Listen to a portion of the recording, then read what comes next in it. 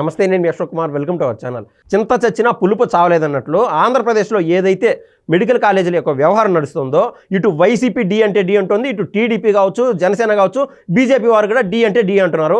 ఫైనల్గా దీనికి ఒక ఫుల్ స్టాప్ పెడదామని చెప్పి ఆరోగ్య శాఖ మంత్రి అయినటువంటి సత్యకుమార్ గారు సుదీర్ఘంగా 28 పేజీల లేఖ రాసి జగన్మోహన్ రెడ్డి గారి ముందు మీడియా పరంగా ఆయన పెట్టడం జరిగింది. ఛాలెంజ్ కూడా రెడీ అని చెప్పడం జరిగింది. ఈ క్రమంలో జగన్మోహన్ రెడ్డి గారు వెనక తగ్గకపోగా చెలో మెడికల్ కాలేజ్ అనే కార్యక్రమం కూడా ఇవ్వడం జరిగింది. ఏదేమైనా కూడా వైసీపీ వర్గాలు నిన్న మెడికల్ కాలేజీల దగ్గర అక్కడక్కడ అడపా కనిపించినటువంటి వ్యవహారం మనం అయితే చూసాం. ఏది ఏమైనా కూడా వైసీపీ ఏదైతే నినాదం చెప్తోందో మెడికల్ కాలేజీలు ప్రైవేటీకరణ చేస్తున్నారు, అది చాలా తప్పు అని వైసీపీ వారు చెప్తున్నారు. ఇటు కూటమి వర్గాలు అయ్యా అది ప్రైవేటీకరణ కాదు, దాని కథ వేరే, అసలు పీపీపీ మోడల్ అంటే తెలుసుకోండి అని ఈ కూటమి వర్గం తెలుపుతోంది. ఏది ఏమైనా కూడా రాష్ట్రంలో ఎంతోమంది దగ్గర విశ్లేషణ అంటూ మనం విన్నాము. కుండ బద్దలు కొట్టినట్టు అక్షరాలా చెప్తున్నా, మనం మాట్లాడేటువంటి మన దగ్గర ఉన్నటువంటి గెస్టు ఆయన చెప్పిందే వేదం అని నేనైతే నమ్ముతున్నాను. మనతో పాటు ఇవాళ గెస్ట్గా రాజకీయ, సామాజిక, ఆర్థిక న్యాయ నిపుణులైనటువంటి లయన్ కొత్త రవీంద్రబాబు గారు అయితే మనతో పాటు ఉన్నారు. నమస్తే సార్. నమస్తే. ఏది ఏమైనా కూడా ఫ్రమ్ ఓల్డెన్ డేస్ ఒక సామెత అంటూ వింటూ ఉంటారు సార్. అదేంటంటే సిద్ధాంతం లేని ఆచరణ గుడ్డిది, కానీ ఆచరణ లేని సిద్ధాంతం గొడ్డిది అని చెప్పి. సో ఏదేమైనా కూడా గత ప్రభుత్వంలో 1400 కోట్ల రూపాయలు మాత్రమే వెచ్చించారు. కేంద్ర ప్రభుత్వం నుంచి ఏకంగా 8000 కోట్ల పైచీలకు డబ్బులు వస్తే, సో వీళ్ళకి మెడికల్ కాలేజీలు కట్టాలని చెప్పి జగన్మోహన్ రెడ్డి గారికి ఏదైనా సరే సిద్ధాంతం ఉండొచ్చు కాక, కానీ ఆచరణ లేదు, అంటే అది గొడ్డిదైపోయింది. కానీ వాళ్ళే ఈరోజు దొంగ అన్నట్లు ఈ కూటమి ప్రభుత్వం పైన పడుతున్నారు. అసలు పీపీపీ మోడల్ అంటే ఏంది, వీళ్ళిద్దరిలో ఎవరి తీరు కరెక్ట్గా ఉంది సార్? ఆంధ్రప్రదేశ్ రాష్ట్ర రాజకీయాల్లో ఈ వర్షాకాలంలో కూడా వేడెక్కిన అంశం ఏంటంటే మెడికల్ కాలేజెస్ ప్రైవేటీకరణ వద్దు అని జగన్ రెడ్డి గారి నినాదం. ఓకే, అయ్యా ఇది ప్రైవేటీకరణ కాదు, తెలియకపోతే మీ కన్సల్టెంట్ని అడిగి తెలుసుకోండి, నేనేమంటానంటే నా బొట్టండి అన్న అడిగి తెలుసుకోండి, అంతే తప్ప ప్రజల్ని మభ్య పెట్టవద్దు అని చెబుతూ దీంట్లో పార్టీలకు అతీతంగా సబ్జెక్ట్ బేస్డ్ నిష్పక్షపాతమైన నిజం ఏంటనేది తేల్చే ప్రయత్నం చేద్దాం. ఫస్ట్ మీరు ప్రస్తావించారు జగన్ రెడ్డి గారి ఆశ లేదా ఆయన ఆలోచన మెడికల్ కాలేజెస్ పెట్టాలి అని. అదే కదా, ప్రజలు బహుశా అదే అనుకుని ఉండవచ్చు. నేను దాన్ని ఖండిస్తున్నా. మెడికల్ కాలేజెస్ ఎస్టాబ్లిష్మెంట్ అనే ఐడియా లేదా ఆ స్కీము లేదా ఆ proposal is not from Jagan Reddy and team. ఇది సెంట్రల్ గవర్నమెంట్లో ఉన్నటువంటి ప్రభుత్వం వారు, సెంట్రల్ గవర్నమెంట్ 2020 బడ్జెట్లో దేశంలో ఉన్న ప్రతి రాష్ట్రంలో జిల్లాకు ఒక మెడికల్ కాలేజీ పెట్టాలి అని ఒక ప్రపోజల్ చేసి ఒక గైడ్ లైన్స్ రూపొందించి అన్ని రాష్ట్రాలకి సర్క్యులేట్ చేశారు. ఆ గైడ్ లైన్స్ సారాంశం ఏంటంటే ప్రతి జిల్లాకి ఒక medical college central government funding ఇస్తుంది. First point, funding only for to develop create infrastructure, అంటే బేసిక్గా ల్యాండ్, బిల్డింగ్సు, ల్యాబ్స్, ఇటువంటి ఫిక్స్డ్ ఇన్ఫ్రాస్ట్రక్చర్ ఫెసిలిటీస్ కావాల్సిన అమౌంట్ సెంట్రల్ గవర్నమెంట్ ఇస్తుంది. కానీ recruitment, day to day monthly operations ఇవి స్టేట్ గవర్నమెంట్ చూసుకోవాలి. Okay, ఈ గైడ్ లైన్స్ రూపొందించి అన్ని స్టేట్స్కి పంపించారు. As a part of the central government initiative and funding ఆంధ్రప్రదేశ్కి 17 మెడికల్ కాలేజెస్ అలాట్ అయినాయి. ఓకే, అంతే తప్ప వీళ్ళు తీసుకున్న నిర్ణయం కాదు. రెండో అంశం, ఇప్పుడు జగన్ రెడ్డి గారు 17 మెడికల్ కాలేజీ పెట్టా అన్నారు.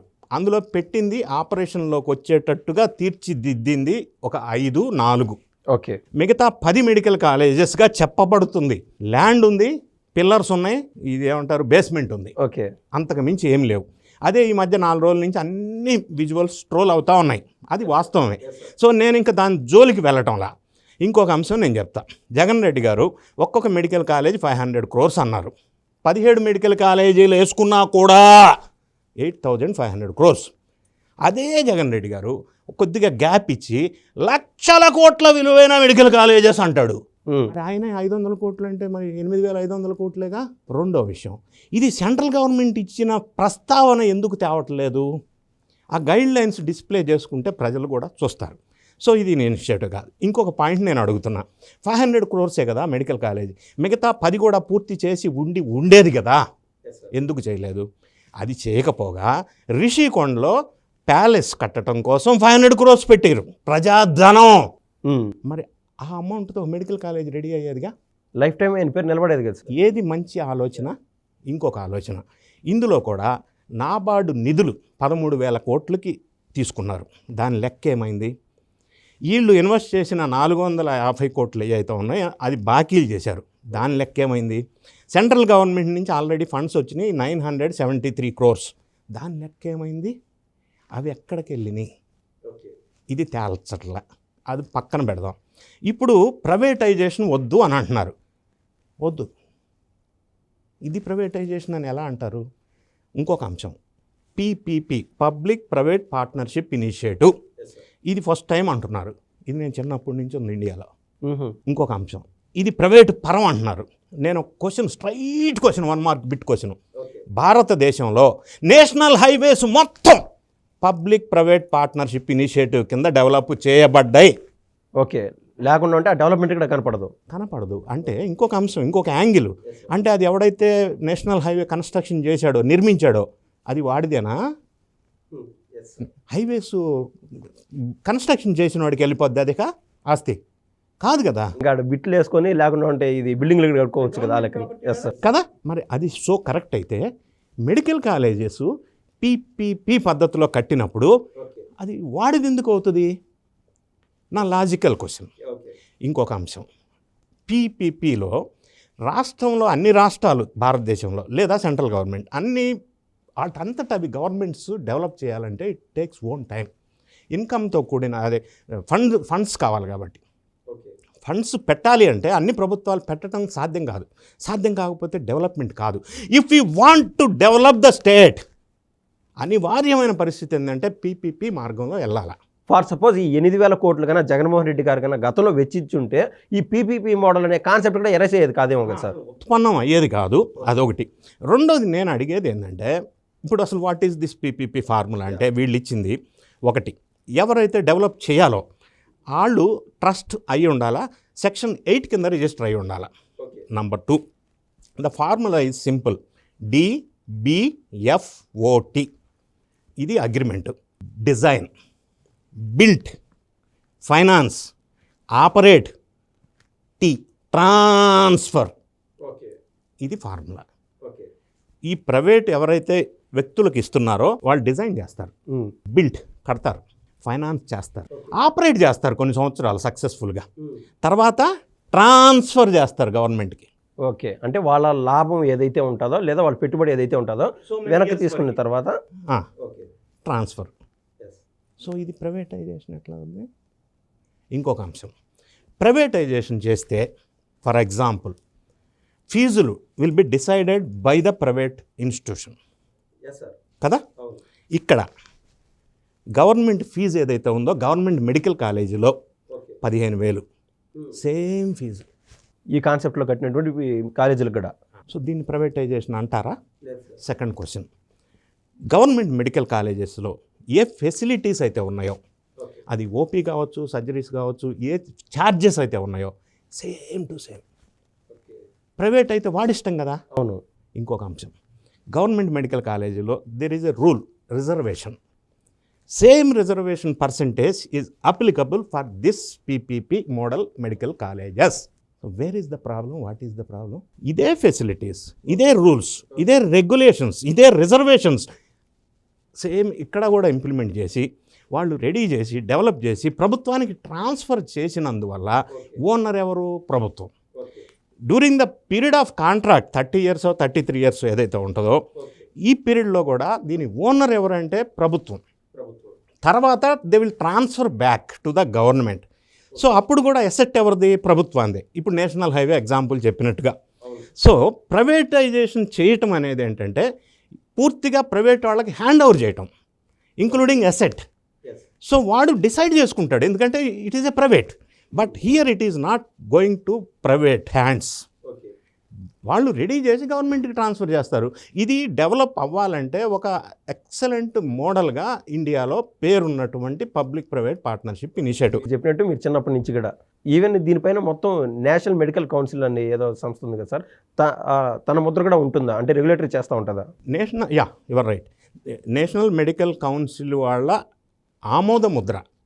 It will be medical colleges will be governed by the national medical college council. Okay, వీళ్ళు ఇష్టానుసారం 10 లక్షలు 18 లక్షలు అట్లా పెంచేదానికి లేదు సీట్ పైన. The facilities also, the infrastructure also in accordance with the national medical council rules and regulations and guide lines. ఒకటి. రెండోది సెంట్రల్ గవర్నమెంటు వాళ్ళు ఇచ్చిన ఆదేశాలు గైడ్లైన్స్ ప్రకారం కూడా ఉండాలి. మూడోది ఇవన్నీ కూడా పక్కనే ఉన్న పూర్తి స్థాయిలో ఉన్నటువంటి ప్రభుత్వ మెడికల్ కాలేజీలో ఏదైతే ఉన్నాయో అంటే సామాన్య ప్రజలకు వైద్య సేవలు అదే ఇక్కడ ఇంప్లిమెంట్ అవుతుంది. So where is the problem and what is the problem? Okay, నేనేమంటానంటే తెలియని విషయాన్ని ప్రజల్లో కన్ఫ్యూజ్ చేసి మభ్యపెట్టి మిస్గైడ్ చేయటం మానేసి నిజంగా ప్రజలు ఫేస్ చేస్తున్న సమస్యలు ఆంధ్ర రాష్ట్రంలో ఏమన్నా ఉన్నాయా?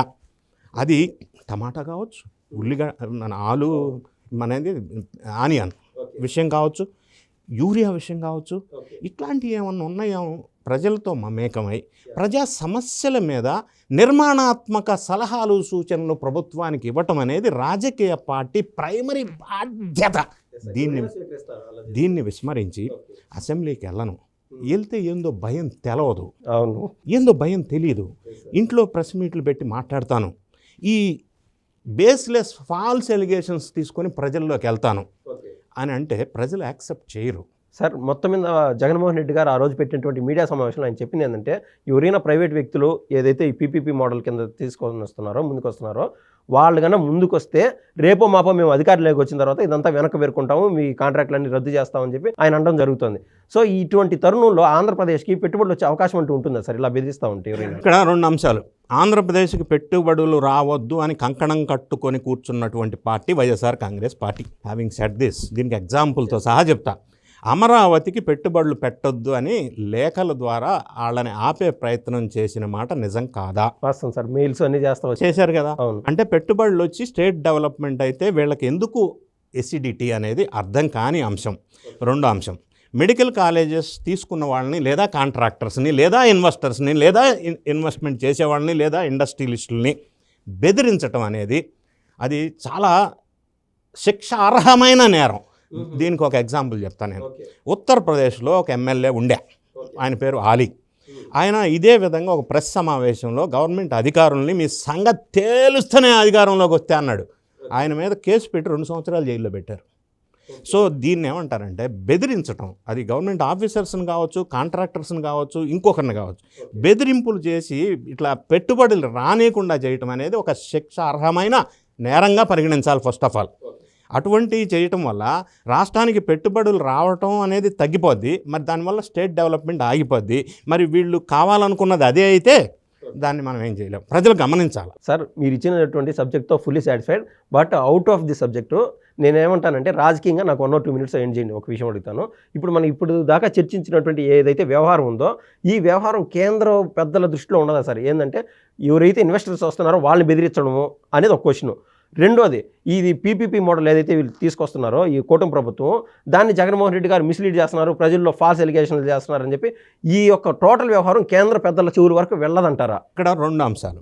సెంట్రల్ గవర్నమెంట్ దృష్టికి వెళ్ళటం వేరు, బట్ శాంతి భద్రతల సమస్య, ఇన్వెస్ట్మెంట్స్కి సంబంధించిన issue will come under state government purview. Okay, స్టేటుకి కిందకి వచ్చే అధికారాలని ఇటువంటి పర్వ్యూని సెంట్రల్ వాళ్ళు ఇన్ఫ్లుయెన్స్ చేయకూడదు. అంటే అది ప్రజాస్వామ్య స్ఫూర్తికి విరుద్ధంగా. లేదు సార్, చట్టం ప్రకారం నేను అడగట్లేదు. రాజకీయంగా కన్నా మనం చూస్తే కేంద్ర పెద్దలు ఒరే నైనా పీపీపీ మోడల్లో దాని గురించి మాట్లాడుతూ ఉంటే జగన్మోహన్ రెడ్డి గారు చెలో కాలేజీలు అని చెప్పి ఇలా నడపడం ఏందని చెప్పి వాళ్ళ వరకు వెళ్తే అది నవ్వుకునే పరిస్థితి కదా? Correct, your right. కేంద్ర పెద్దలకు కాదు, మిగతా రాష్ట్రాలలో ఉన్నటువంటి వాళ్ళకు కూడా తెలిసే అవకాశం ఉంది. నంబర్ 1, వాళ్ళు కూడా ఈ పార్టీ స్థానాన్ని అర్థం చేసుకునే అవకాశం ఉంది, లేదని అనట్లా. కాకపోతే ఇంకొక అంశం, దీనికి కౌంటర్ ఇచ్చి జనంలోకి నిజాలని బయటికి జనంలోకి వెళ్ళే ప్రయత్నం చేయవలసింది రాష్ట్ర ప్రభుత్వం. సరే, అది చేయాలి అంటే నేనేమంటానంటే ఒక సూచన. ఇప్పుడు వీళ్ళు ఇంత రచ్చ చేస్తున్నారు కదా, ఇదే మాట అసెంబ్లీలోకి వెళ్ళి మాట్లాడితే ఆన్ రికార్డు అసెంబ్లీలోకి వెళ్ళి మాట్లాడి అసలు ఎరగదీసేసి ఉండే అది కదా. ఆ వాస్తవాలు అన్ని ప్రజలు చూసి ఉండేవాళ్ళు కదా. మరి అట్లా ఎందుకు చేయట్లేదు? అది కదా బాధ్యత. ఇది బాధ్యత రాహిత్యం కదా అని నేను అంటాను. ప్రజల్లో ఇంతకాలం పాటు చర్చనీయాంశమైనటువంటి వెరీ సెన్సిటివ్ సబ్జెక్టు, అంటే ప్రజల దగ్గర ఒక వ్యవహారము, కేంద్రంలోనూ లేదా ఇతర రాష్ట్ర ప్రభుత్వాలకి వాళ్ళు ఏమనుకునే పర్లేదులే, ముందు ఇంట గెలిచి రచ్చ గెలుస్తాం, తర్వాత వాళ్ళ సంగతి తర్వాతలే అని చెప్పి ప్రజల్లో కావాలని విద్వేషాలు రేకెత్తించే విధంగా జగన్మోహన్ రెడ్డి గారు ఇన్నాళ్ళు ఏ ప్రయత్నం అయితే చేశారో అటువంటి జగన్మోహన్ రెడ్డి గారికి క్లియర్ కట్గా చెంపపెట్టులాగా సబ్జెక్ట్ తెలుసుకోయా జగన్మోహన్ రెడ్డి గారు అని చెప్పి లయన్ కొత్త రవీంద్రబాబు గారు అయితే మనతో పాటు విశ్లేషణ అందించారు. ధన్యవాదాలు సార్. Thank you.